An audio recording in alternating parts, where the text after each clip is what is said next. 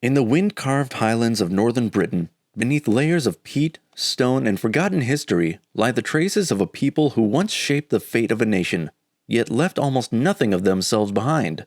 For nearly 2,000 years they have existed as a riddle in the margins of Europe's story, sometimes cast as painted warriors, sometimes as shadows behind Roman walls. But now, archaeology and ancient DNA are beginning to speak, and what they are revealing may rewrite everything we thought we knew about who the Picts truly were, and how they vanished. For centuries, the Picts have puzzled historians. They appeared suddenly in Roman records in the 3rd century, already fierce enough to worry an empire, and then a few hundred years later, they disappeared just as suddenly, leaving no surviving language, no written chronicles, and almost no physical legacy. Yet their former lands, Scotland's rugged heart, carried their memory in whispers. Their stones bore symbols no scholar has ever decoded. Their kings ruled according to rules no other Europeans followed, and their victories altered the map of the British Isles forever. A new wave of discoveries, radiocarbon studies, excavations at ancient hill forts, and in 2023, a groundbreaking ancient DNA analysis from burials in northeastern Scotland, has begun connecting the fragments. Together, they form a story far more complex than painted warriors raiding Roman walls. The Picts were not primitive, not peripheral, and not a footnote. They were builders, artists, navigators, and strategists whose identity blended myth, kinship, secrecy, and power. For centuries, Roman chroniclers depicted them as ghosts in the night, raiders who slipped across mist-covered walls, struck isolated forts, then vanished without leaving bodies behind. They spoke of ambushes, covert signals, and movements impossible to track. It was almost an early form of guerrilla warfare. Rome could defeat armies, but not specters. And so, Rome built walls. The most famous, Hadrian's Wall, did not stop them. Even the later and stronger Antonine Wall failed. Roman generals recorded with frustration that these were the only northern people the empire never fully conquered. But if the Picts were only warriors, their mystery would not run so deep. Across northern Scotland, archaeologists have uncovered intricately carved stones, spirals, beasts, crescents, rods, symbols that repeat yet never translate. One creature appears again and again, the Pictish beast. Neither horse, nor dolphin, nor dragon, nor real animal at all. Some believe it represented a clan. Others think it encoded political alliances. A few suggest it symbolized a creature of myth, but no one knows. The script associated with these stones, if it was even a script, has never been deciphered. It is one of Europe's last unbroken language mysteries. Then there was the matter of inheritance. Medieval writers like Bede recorded something astonishing. Pictish kingship did not pass from father to son. It passed through the mother's line, specifically to the sister's son. A society where women held decisive dynastic power was almost unheard of in early medieval Europe. It suggests a culture built on lineage deeper than simple blood, one where identity may have been guarded, protected, even ritualized, and the rituals themselves leave traces.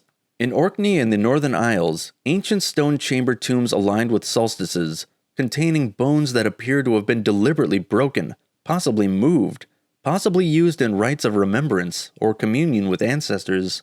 Some medieval sources associated the Picts with weather magic, invisibility, and night walking.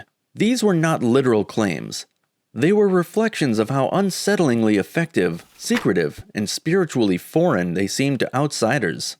Yet the Picts were not isolated. They were sailors. Roman accounts speak of Pictish pirates who raided along the North Sea, striking coastal settlements and vanishing before counterattacks could form. Their coastal stronghold, Berghead Fort, was so massive that when Viking raiders finally destroyed it, the fires burned so hot that the very stone vitrified, melted into glass. Archaeologists still find the fused rocks today. But their greatest turning point did not come against Rome. It came centuries later when the Anglo-Saxon kingdom of Northumbria pushed northward, threatening to absorb the entire region. At the Battle of Dunechin in 685, the Picts crushed the advancing army. Had they lost, historians agree that Scotland as a distinct land would not exist. The entire northern half of Britain would have become England. Instead, Pictish victory preserved a separate identity long enough for it to evolve into the foundations of Scotland. And then, silence. By the 10th century, the Picts were gone. Not defeated, not wiped out, simply absorbed. Their language vanished entirely, one of the greatest linguistic disappearances in European history. Their symbols stopped being carved. Their names ceased to be used, even by their descendants. A culture that lasted 800 years evaporated, leaving almost no trace but stones, legends, and gaps in history, which brings us to the graves.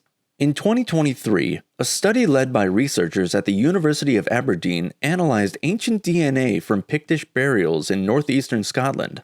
The results surprised everyone. The Picts were not outsiders, invaders, or migrants. Genetically, they were deeply rooted local populations linked to earlier Iron Age groups.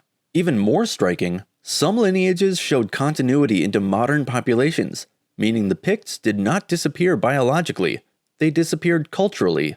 The DNA also revealed something else. The communities were not isolated tribes scattered across rugged landscapes, but interconnected networks with shared ancestry spanning wide regions of early medieval Scotland. This challenges the long-held belief that the Picts were fragmented, elusive, and tribal. Instead, they appear to have been part of a stable, organized social fabric, one that somehow dissolved without leaving a written trace. So why did the memory vanish if the people remained? Some scholars argue that shifting cultural influences gradually reshaped identity, with older symbols, stories, and lineages becoming absorbed into new forms of record-keeping and tradition.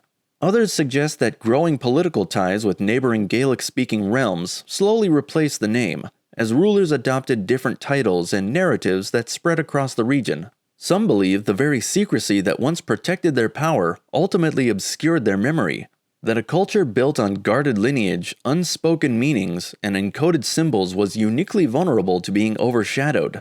There is also the possibility that their own success doomed their name. As Pictish kingdoms merged into what would become the Kingdom of Alba, identity did not collapse, it expanded. The people who had once been Picts became something larger, something that would eventually be called Scottish. Their disappearance may not have been a fall, but a transformation. But the truth may lie in the same pattern that defined them from the beginning. They left little behind because leaving little behind was their way. They fought in silence, they ruled through hidden lines, they carved symbols no enemy could read. They vanished when seen too clearly. Even today, echoes remain.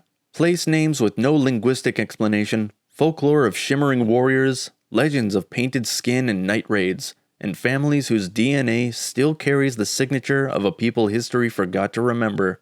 And their history survives not in monuments or chronicles, but in the land, the blood, and the name of the country that exists because of them, Scotland.